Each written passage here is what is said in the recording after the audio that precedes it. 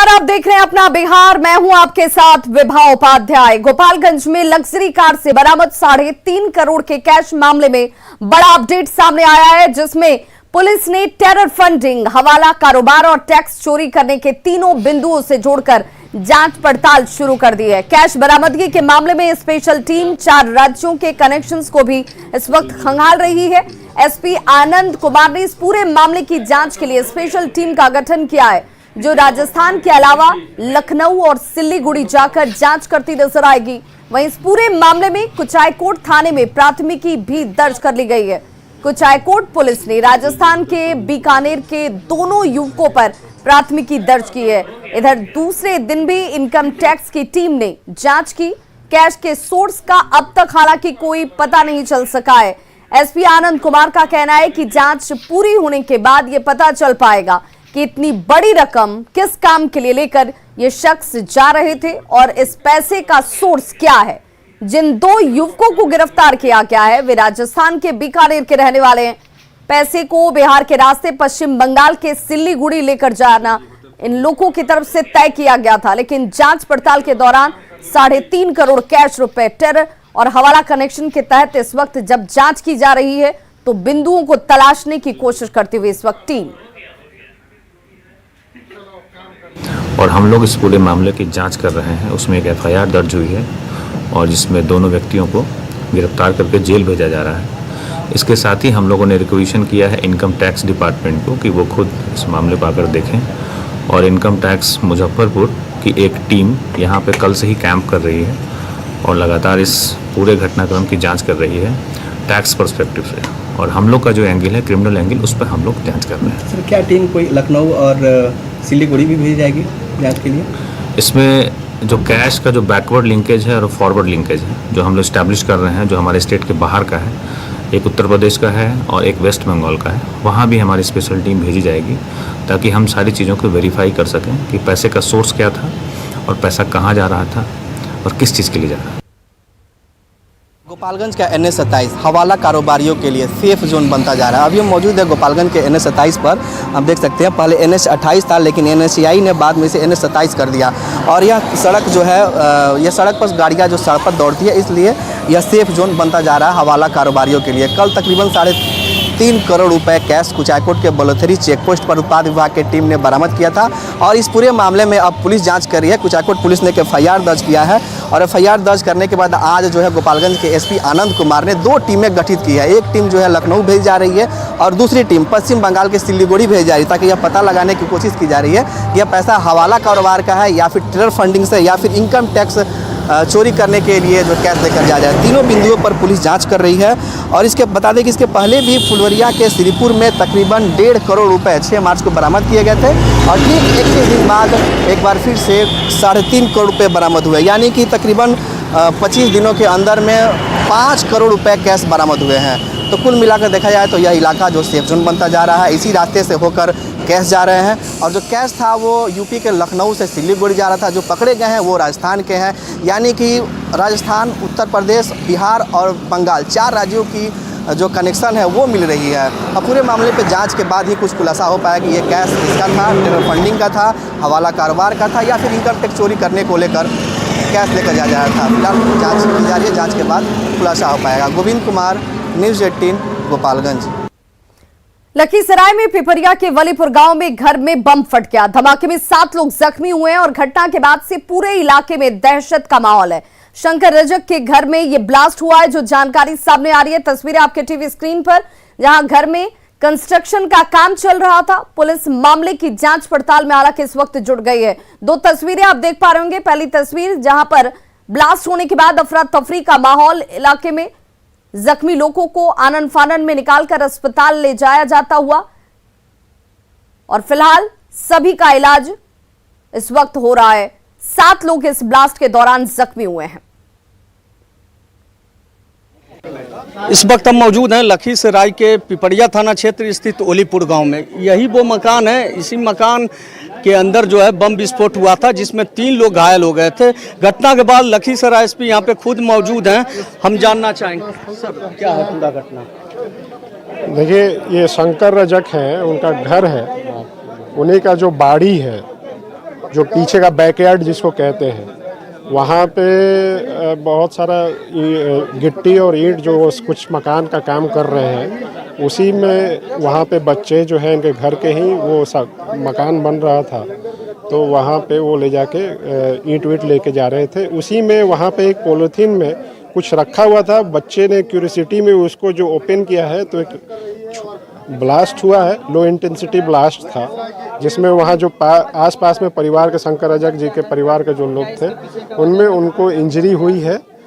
अभी मैंने डॉक्टर से बात की है सदर हॉस्पिटल में, सबको एक्सटर्नल इंजरी है, माइनर इंजरी है, किसी तरह का कोई विशेष इंजरी नहीं है, सभी लोग नॉर्मल हैं और उनका इलाज चल रहा है। बाकी अब वो मेरे ख्याल से अभी तो चूँकि कोई अवशेष अभी नहीं दिख रहा है, वो देसी बम था, लो इंटेंसिटी बम था और पॉलीथीन में रखा हुआ था। बच्चे ने क्यूरियोसिटी में खोली उसको, जिसमें वो विस्फोट हुआ है। क्या लग रहा है अभी एफएसएल की टीम को बुलाई गई है, भागलपुर से टीम आ रही है, एफएसएल की टीम, फॉरेंसिक लैब की टीम, वो बाकी चेक करेगी।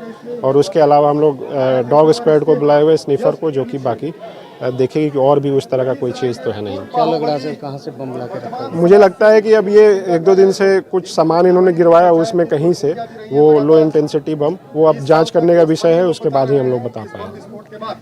तो आपने सुना, ये थे लखीसराय एसपी सुशील कुमार। इन्होंने बताया कि एफएसएल टीम यहाँ पे पहुँचेगी, जांच के बाद ही स्पष्ट हो पाएगा कि आखिर बम आया कहाँ से। राकेश, न्यूज 18 लखीसराय।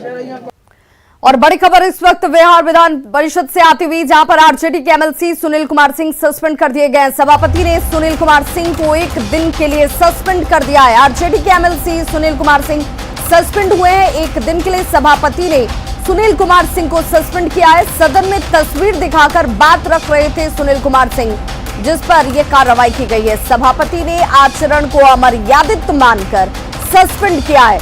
आचरण समिति को सुनील कुमार सिंह का मामला भी भेजा गया। ऐसा आचरण बर्दाश्त नहीं किया जाएगा, सभापति की तरफ से सख्त निर्देश।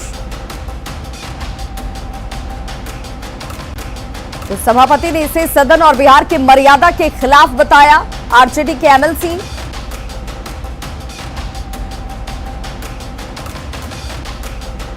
और सहयोगी रवि नारायण हमारे साथ इस वक्त ज्यादा जानकारी के साथ फोन लाइन पर जुड़ गए पटना से। रवि, सबसे बड़ा सवाल यही कि ऐसा कौन सा आचरण, किस तरह की तस्वीर दिखाई जा रही थी जिसे सदन की मर्यादा के खिलाफ माना गया, ये कार्रवाई की गई? सदन की देखिए, जब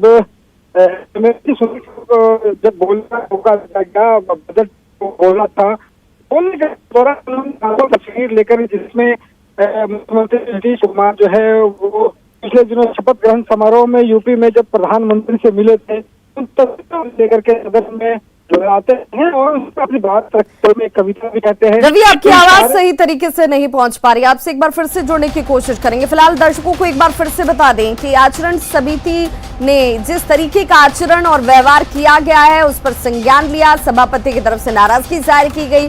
आरजेडी एमएलसी सुनील कुमार सिंह विधान परिषद से सस्पेंड किए गए। 1 दिन के लिए सभापति की तरफ से उन्हें सस्पेंड कर दिया गया है और विधान परिषद से सस्पेंड किए गए हैं सुनील कुमार सिंह। ये बड़ी खबर इस वक्त सामने आती हुई। आज से कल तक सुनील सिंह जो है वो परिषद की कार्रवाई से बाहर रहेंगे, वो परिषद में नहीं पहुंचेंगे, इस कार्रवाई का हिस्सा नहीं होंगे। व्यवहार को आचरण समिति के पास अब सुनील कुमार सिंह के भेजा गया है। बख्तियारपुर में मुख्यमंत्री की सुरक्षा में चूक के बाद अब कई सवाल उठ रहे हैं। इस घटना के बाद आज मुख्यमंत्री की सुरक्षा बेहद कड़ी नजर आई। चाक चौबंद सुरक्षा व्यवस्था तब दिखी जब मुख्यमंत्री अंजुमन इस्लामिया हॉल का जायजा लेने के लिए पहुंचे। सीएम का घेरा इतना मजबूत कर दिया गया कि किसी भी बाहरी व्यक्ति को अब आने नहीं दिया गया। जिधर भी सीएम जा रहे थे, सुरक्षाकर्मी पहले से ही उन्हें घेरे हुए रहते थे, जैसा कि आप तस्वीरों में भी देख पा रहे होंगे। 2 तस्वीर आपके टीवी स्क्रीन पर है। पहली तस्वीर आज की, जब कड़ी सुरक्षा घेरे के बीच मुख्यमंत्री नीतीश कुमार आपको नजर आ रहे होंगे। सुरक्षा कर्मियों की तरफ से पहले ही एक सुरक्षा घेरा बना दिया जा रहा था, जहां जहां मूवमेंट मुख्यमंत्री का। वहीं दूसरी तस्वीर कल की, जब सीएम की सुरक्षा में चूक हुई थी और एक शख्स दौड़ता हुआ सीएम के नजदीक पहुंच जाता है और पीछे से हमला करने की कोशिश करता है।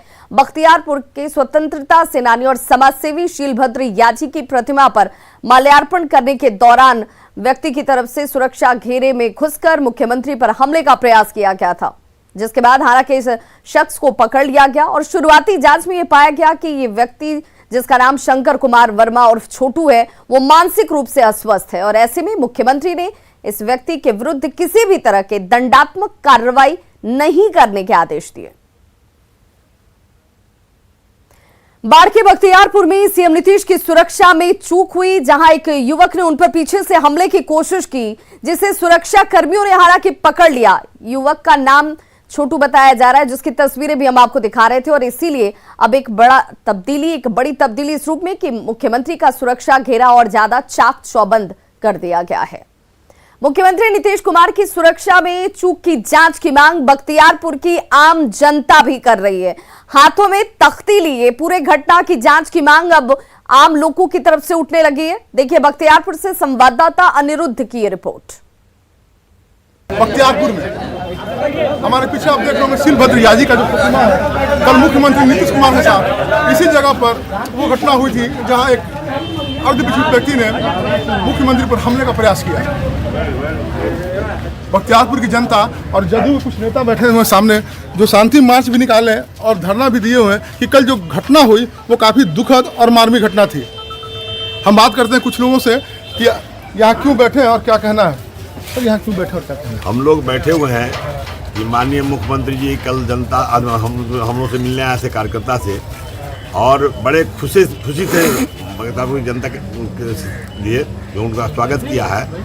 उसके बाद जब मुख्यमंत्री जी खाना खा के यहाँ आए सिलभद्रा जी के माल्यार्पण करने के लिए, तो एक बख्तियारपुर का लड़का ही था जो स्वर्ण रेखा स्टूडियो चलाता है, थाना के सामने उसका दुकान है। उन्होंने ये कार्यक्रम कर दिया, नीतीश कुमार के पीठ पर उन्होंने मुक्का चला दिया। तो मेरा कहने का मतलब है कि यहाँ कोई मकान नहीं है, इन्हें नहीं है, ये सुनियोजित घटना नहीं थी तो वीडियो वायरल कैसे हो गया।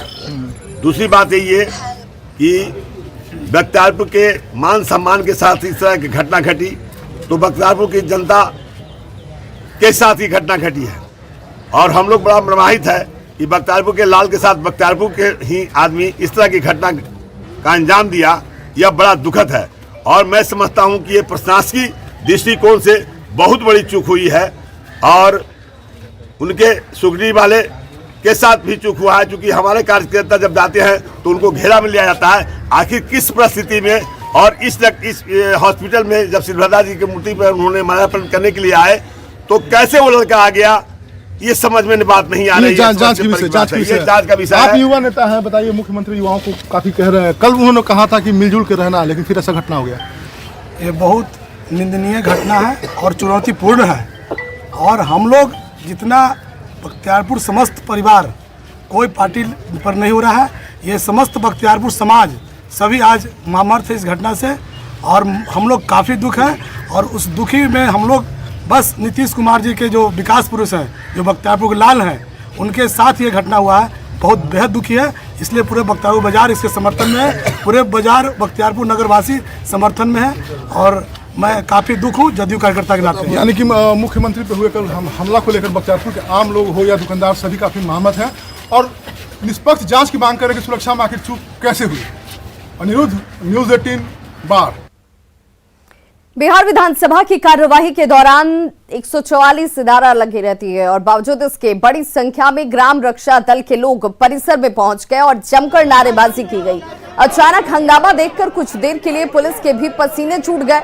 मोर्चा संभालने के लिए खुद सिटी एसपी को यहां आना पड़ा और मामले को शांत कराने के दौरान काफी हो हंगामा भी होता रहा। ग्राम रक्षा दल के लोग मानदेय की मांग कर रहे थे। मानदेय नहीं मिलने की वजह से ये सभी प्रदर्शन कर रहे थे और सवाल अब ये कि जब विधानसभा के आसपास धारा 144 लागू रहती है तो फिर प्रदर्शनकारी परिसर तक आखिर कैसे पहुंच गए। और अब सवाल उठता है कि धारा 144 के बाद भी परिसर में कैसे प्रदर्शनकारी घुस गए।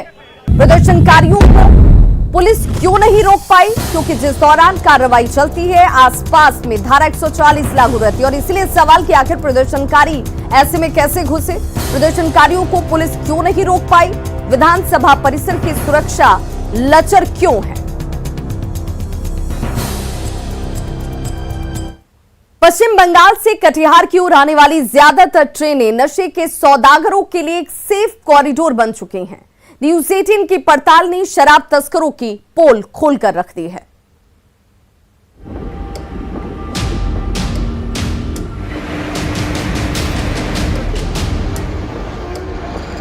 एनजेपी नई दिल्ली महानंदा एक्सप्रेस पूरी रफ्तार से दौड़ी जा रही है। अगला पड़ाव कटिहार रेलवे स्टेशन अब महज 6 किलोमीटर दूर है, इसलिए ट्रेन की रफ्तार अब धीमी होने लगी है। तभी कटिहार से ठीक पहले मनिया रेलवे स्टेशन पर जैसे ही ट्रेन की स्पीड कुछ और स्लो हुई, तभी कंधे पर बड़े बड़े झोले टांगे युवकों का हुजूम पटरियों के पीछे की ओर दौड़ लगाने लगा, जैसे कोई भूत उनके पीछे पड़ा हो। ये देखिए, 1, 2, 3, 4 और न जाने कई नौजवान झोले का बोझ लादे भागे जा रहे हैं। उन झोलों की सच्चाई जानने के लिए न्यूज 18 की टीम उन युवकों के करीब पहुंची तो वो थोड़ा सकपकाए, लेकिन जब झोले की चेन खींची गई तो अंदर ठूसी शराब के केन चमकने लगे। अगले ही पल वो दौड़ते हुए भाग निकले। तभी एक युवक को स्थानीय ग्रामीणों ने घेर लिया। इसमें है कौन चीज? कितना माल है, कितना का है? वो दूसरे का ऊपर यार पीछे आ रहा है। क्या है इसमें? तुम्हारा कहाँ हुआ? हम लग रहा है यहाँ हुआ इसमें क्या है? प्लीज आपका तरफ। पश्चिम बंगाल के रास्ते कटिहार से गुजरने वाली ज्यादातर ट्रेनें इन दिनों शराब एक्सप्रेस बन चुकी हैं। पश्चिम बंगाल के किसी स्टेशन से नशे के सौदागर उन ट्रेनों पर शराब की शीशियां लादते हैं और जैसे ही नशे से लदी वो ट्रेन बिहार की सीमा में किसी छोटे रेलवे स्टेशन पर स्लो होती है, पटरियों के पास पहले से खड़े गुर्गे शराब से भरे झोले लेकर ठिकाने की ओर दौड़ लगाने लगते हैं। कटिहार से ठीक 6 किलोमीटर पहले मनिया रेलवे स्टेशन भी उन्हीं सुनसान रेलवे स्टेशनों में से एक है, जहां सुरक्षा के ज्यादा बंदोबस्त नहीं होते। तभी तो नशे के सौदागरों ने उस रेलवे स्टेशन को अपना ठिकाना बना रखा है। और ट्रेन में पूर्व में भी छापेमारी जीआरपी के सहयोग से, आरपीएफ के सहयोग से उत्पाद विभाग करती आ रही है। पुनः जो आपने दिखाया है उसकी जांच कर उस पर हम आगे की कार्रवाई करेंगे, ताकि किसी भी तरीके से अवैध शराब कटिहार जिला में।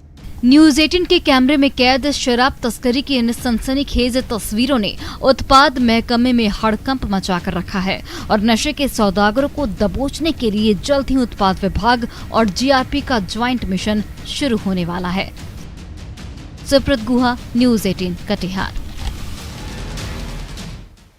जहानाबाद में मुरहारा रूपसपुर बलदैया नदी पुल पर आज 61वां दिन भी लोगों के आंदोलन बदस्तूर जारी रहे। गांव के लोग 2 दिनों से भूख हड़ताल पर बैठे हैं। ग्रामीण रूपसपुर तक और सुरही मोड़ से गोपालपुर तक सड़क मार्ग बहाल करने की मांग कर रहे हैं और इसे लेकर ये सभी आंदोलनरत हैं। 61वां दिन इनके इस आंदोलन का और 2 दिनों से ये भूख हड़ताल पर हैं।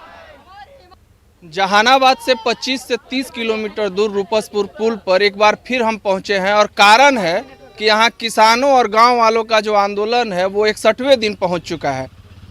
हर महीने में एक दिन के हिसाब से आज 2 महीने पूरे होने पर दूसरा दिन इनका भूख हड़ताल है। एक बार फिर हम यहाँ पहुंचे हैं और कुछ लोगों से बात करते हैं। क्या मांग है फिर से? अब तो मांग है कि 61 दिन तो हो गया रोड बैठल धरना पर, भूख प्यास तो आदमी बैठे हुए हैं। रूपसपुर से हिमीनपुर तक, सुरही तक, घेजन तक हमको रोड का मांग है। हॉस्पिटल में नर्स डॉक्टरनी का जरूरत 24 घंटा है। हमको जाने आने में बच्चा लोग के बहुत दिक्कत होता है। कोरियामा स्कूल करने में 4-5 लड़की तो डूब के मर गया। ये 61 दिन हो गया है और उसके बाद इन लोगों का 2 दिन से भूख हड़ताल चल रहा है। सवाल है कि अब कब तक ये चलेगा और आखिर ये खत्म कैसे होगा? ग्रामीण कब तक इस पुल पर बैठे रहेंगे? राजीव रंजन विमल, न्यूज 18 जहानाबाद। छपरा के भगवान बाजार में अपराधियों ने ज्वेलरी की दुकान से लाखों के गहने लूट लिए और इस दौरान अपराधियों ने गोली भी चलाई है। दिनदहाड़े लूट की वारदात से लोग दहशत में हैं। वहीं पुलिस मामले की छानबीन कर रही है। छपरा में बेखौफ अपराधियों ने एक बार फिर लूटपाट की घटना को अंजाम दिया है और इस बार फिर आभूषण व्यवसायी निशाने पर हम दिखाना चाहेंगे कि यही वो दुकान है। आप देख सकते हैं कि इस दुकान पर अभी अपराधी आए 6 की संख्या में जो बताया जा रहा है, उन्होंने गोलियां चलाई। देख सकते हैं गोलियों के साफ निशान देखे जा सकते हैं यहाँ पे, किस तरह से फायरिंग है, किसी की जान भी जा सकती थी। इसके बावजूद यहाँ पे चूंकि मेन रोड है, यहाँ पे तमाम पुलिस है, थाना भी थोड़ी सी दूर पे है, कहीं ना कहीं लापरवाही की बात है। लोगों में एक आक्रोश भी दिख रहा है। हम यहाँ कुछ लोगों से बात करते हैं, जो कि आप देख सकते हैं कि लोग यहाँ पे पूरी भीड़ लग चुकी है। जो व्यवसायी है, जिन्हें पता चल रहा है, वो यहाँ पहुँच रहे हैं देखने के लिए कि क्या घटना हुई है। कुछ लोगों से बात करते हैं। भैया, कैसे पता चला आपको ये घटना इधर? अभी हम लोगों को सूचना हम लोगों के द्वारा पता चला है कि काशी बाजार मेन रोड पर PN ज्वेलर्स में दिन दहाड़े डकैती हो गई। मैं कहना चाहता हूं कि अभी मढ़ौरा में भी अभी व्यवसायी का सोना चांदी के दुकान का लूट हुआ था, जिसका भी पूर्ण रूपेण उद्भेदन नहीं हुआ। अब पुनः एक महीना भी नहीं लगा, फिर दूसरी घटना इस जिला में मुख्य काशी बाजार के मेन रोड पर यह घटना घटित हो गई, जिससे हम लोग व्यवसायी सभी लोग आक्रोशित हैं और मांग करते हैं कि इसका केस का जल्दी से जल्दी उद्भेदन हो, अपराधी पकड़ा जाए और उसे कड़ी से कड़ी सजा दी जाए, ताकि पुनः कोई व्यवसायी पर ऐसी घटना न घटे। तो खबरों का सिलसिला लगातार जारी है। आप देखते रहिए News 18 बिहार झारखंड।